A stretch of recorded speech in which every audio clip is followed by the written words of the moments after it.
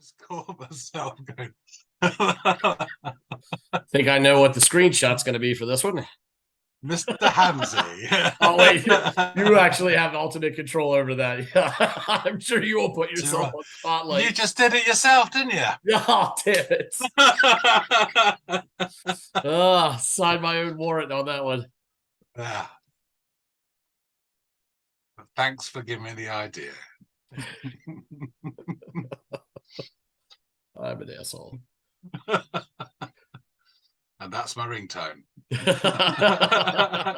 It's showtime, folks.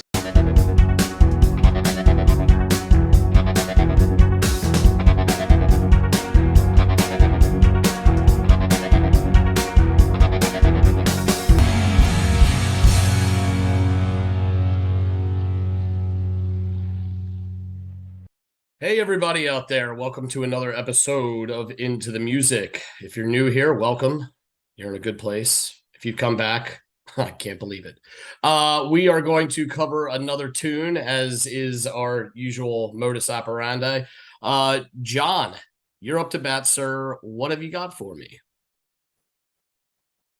So, you a fan of Kate Bush? Yeah, I'm familiar with some of Kate Bush's stuff. A little bit before-ish my time, but just prolific enough that she didn't miss my radar. So, yeah. Okay. So, we're not listening to Kate Bush. Oh. But we are, but we're not. So, the song is Hounds of Love. Okay. Which is, are you familiar with that song? No, I don't think I am. So, this is, perhaps I should have listened to the Kate Bush version, if that's what you're saying. Okay. No, not at all. It's by a band called the Futureheads, and it really is their own version, so it doesn't make any difference whether you've heard it or not. It's nice to compare the two, but they're both of their own worth, as it were. Okay, yeah. This is a bit of a reimagining. Sorry, I didn't mean to make the international sign for groping women's chests. Sorry.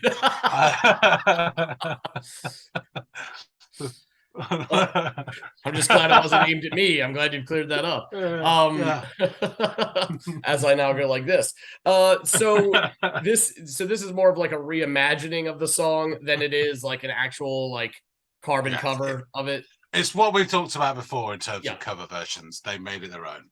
Cool. Awesome. Well, it's the Futureheads, right? Yeah. Okay. I'll go check out Hounds of Love by them and let you know what I think. When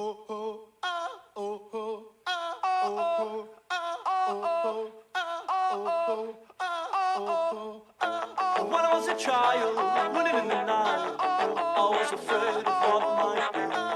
Hiding in the dark and hiding on the streets for none of what was following me. The hounds of the love are calling. I've always been a coward. Very fun, playful start with the sort of a cappella stuff happening, and then kind of that slightly distant electric guitar before things start to really kind of take shape from there. This has got a good sound to it. Definitely sounds more modern, but like a modern throwback kind of sound, if you will. All right, let's keep going. I don't know what's good for me. Well, here I go. It's coming at me through the tree. Help me, someone, help me, please. Take your shoes off, and I will throw them in the lake. And I will be 2 steps on the water. I found a box caught by dogs. He let me take it in my hand. So fast that I am ashamed to be running away from nothing real. I just can't deal with this. I feel ashamed to be there. Amongst your hounds of loving. I gotta be honest, the vocal delivery kind of reminds me of the Kooks. There's nothing wrong with that, but that's kind of where it's taking me. So I'm starting to think perhaps contemporaries are around the same time, but no, this is I do enjoy the song quite a bit. This is nice. I feel your arms surrounding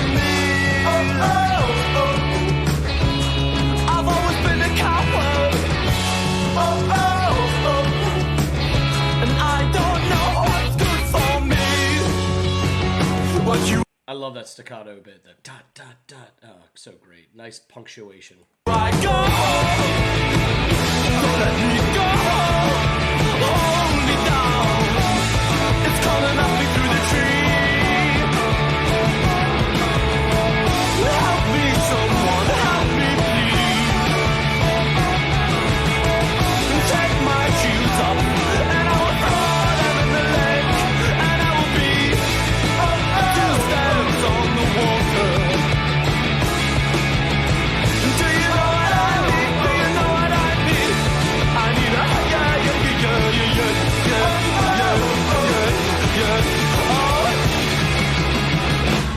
take my shoes off and I'll throw them in the lake, and I will be 2 steps on the water. Water, water, water.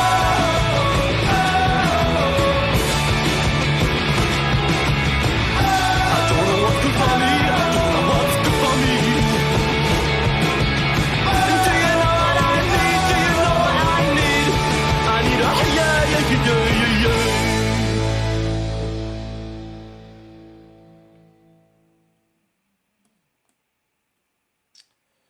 Yeah, that's another good one.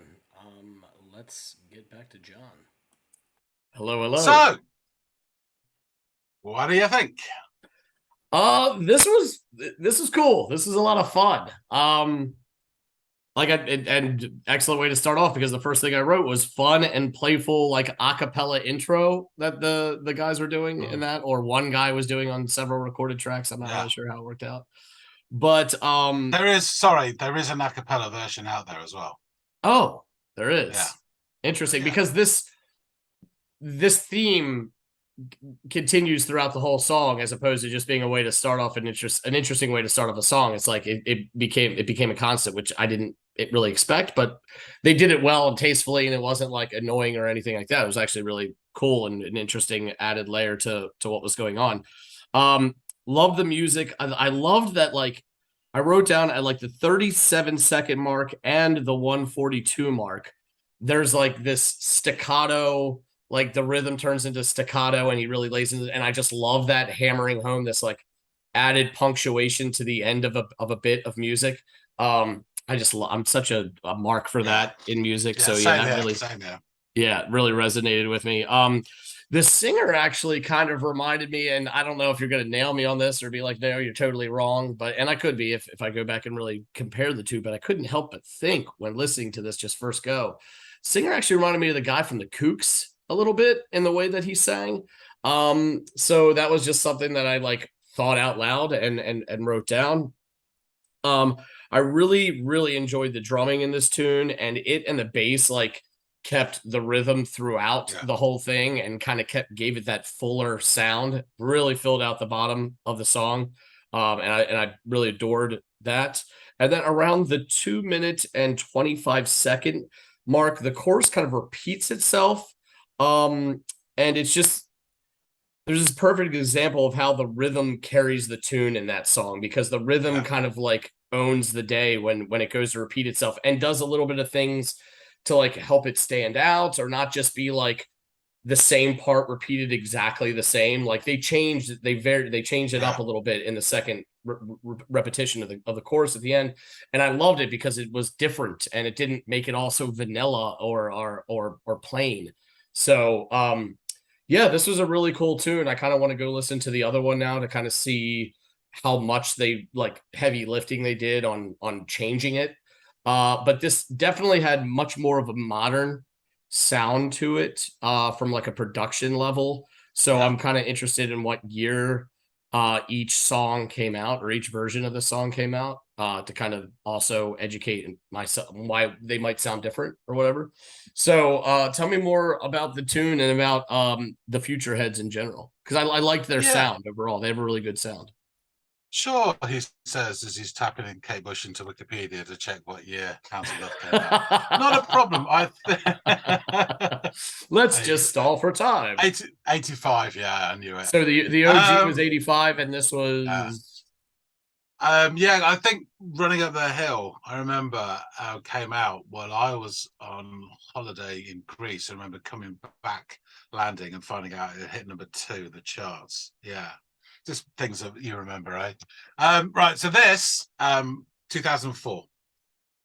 2004. Yeah. Oh, okay. So Futureheads formed in 2000 in Sunderland, which you may well know is just below Newcastle, Yep. northeast corner of England. What do they call those guys? The Sandlanders or something like that? Just below the Geordies? Oh. Well, you've got let me get this right, Mackems. Oh man, if I was saying the wrong town, because below Newcastle you've got Sunderland and Middlesbrough, and you do not want to get the two, Oh yeah, God forbid. Someone will really beat your head in if you get it wrong. I'm sure it's Mackems. The Black Cats. Sure. I'm going to go with Mackems. I really apologise to everyone in the northeast if I'm wrong. Because people call everyone Geordie from round there, and Geordie is just. I've heard that done, and I've heard people make the distinction. Like, no, I'm like 15 miles south. We do go. It's like, oh, okay. Yeah. You don't want to get them confused. All hell breaks out. Yeah. So name check. 2000 in Sunderland. They're post-punk. They definitely come from punkish roots, and they're post-punk revival. That theme was banded around. A horrible term. Indie rock, you know. So name check: Ross Millard on vocals and guitar, David Jaff Craig on vocals and bass, and then the two Hyde brothers, Barry Hyde on vocals, guitar, and Dave Hyde on drums. And here's a little snippet I found in research that's quite interesting. Barry Hyde, the guitarist, revealed that his brother Dave was given a golden guitar by his parents. Sounds like the start of a fairy story, doesn't it? When he was young. But Barry took it off him to learn to strum his first chord. So Dave was left with nothing, forcing him to take up the drums.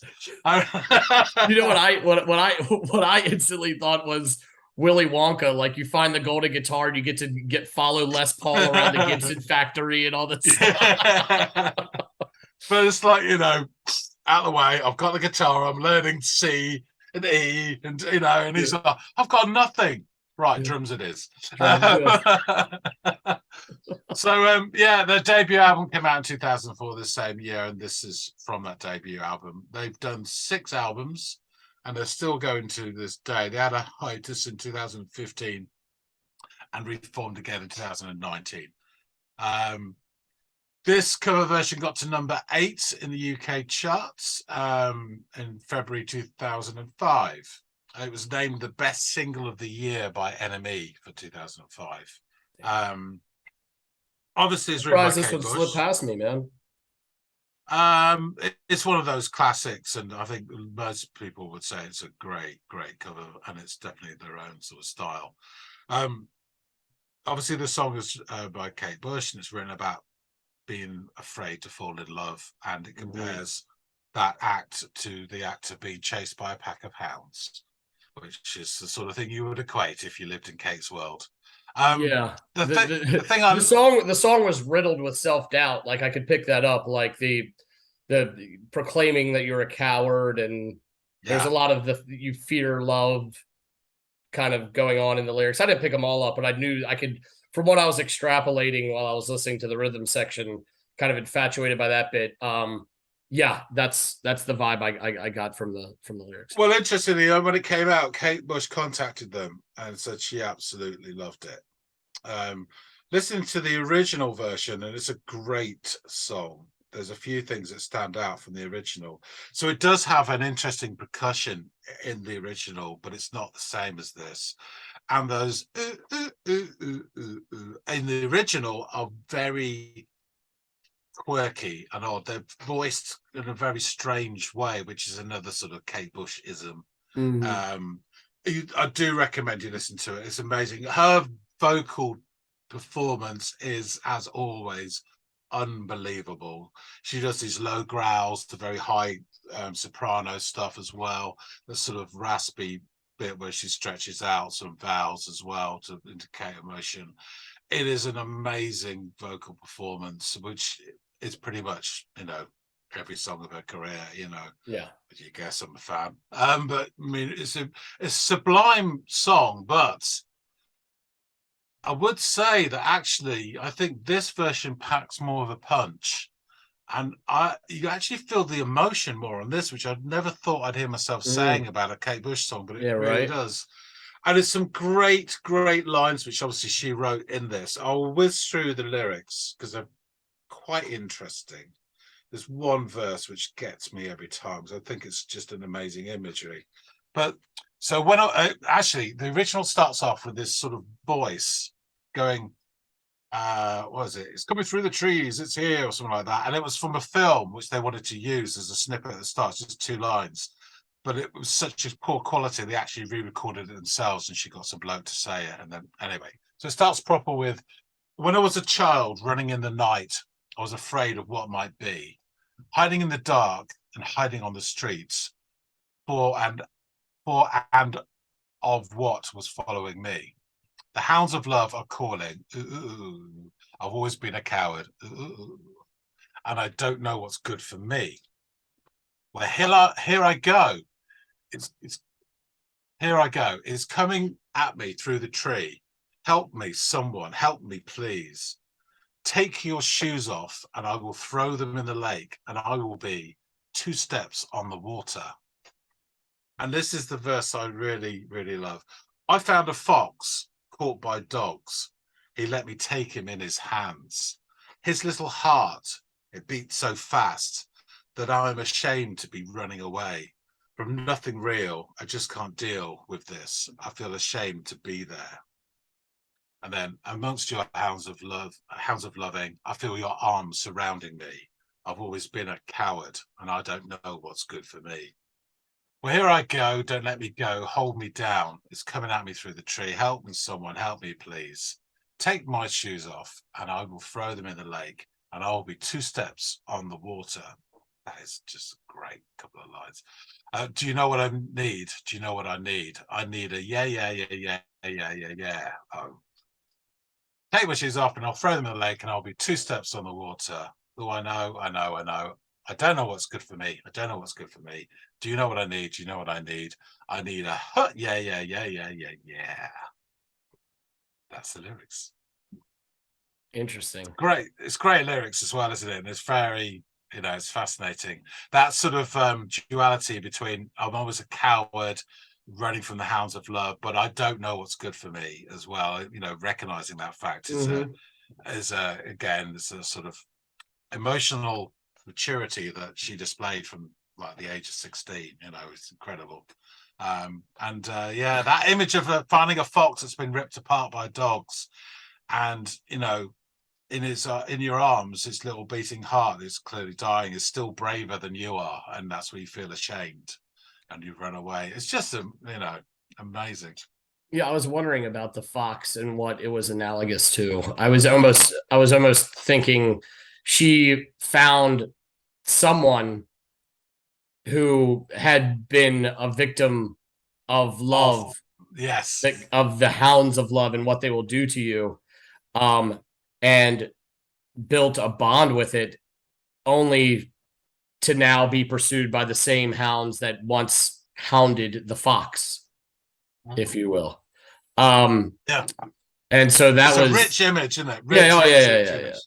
Yeah. And a lot of symbolism going on there, and like allegory or whatever. So yeah, really interesting, well-written song. And sometimes it's fun to go meta than to go literal, and have us, the listener, kind of have to sift through it and drill down and figure out what things mean or what they correlate to or whatever. Yeah, that was really, really good song. Love the imagery of like being pursued by hounds to a riverbank, I'm trying to deciding to huck those some bitches off and jump in the water and try to the other side. It's just kind of, but that I'll be 2 steps in the water. I don't know why, but it also gives me that image of trying to skip across the top of the water as well. I don't know why, but it does, which is another great sort of midnight sort of fairy tale image, when a child running through the street, all that sort of stuff. Oh yeah, it's all absolutely. there, isn't it?